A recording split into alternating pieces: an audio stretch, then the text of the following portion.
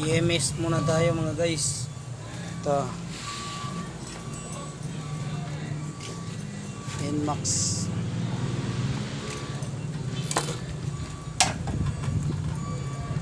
Charang. Ayan, madilim pa sa kahapon. Napalitan ng fuel filter. Tapos malinis na rin tong ano nito, yung magneto. Okay. Ito lang yan guys sa Loloy Motor Shop.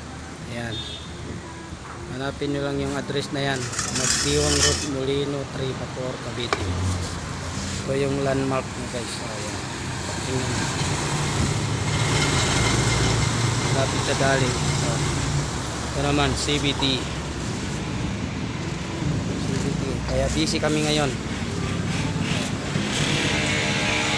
Mayroon pang nakapila. Ayan, nakapila. Ayan guys, ito tapos na.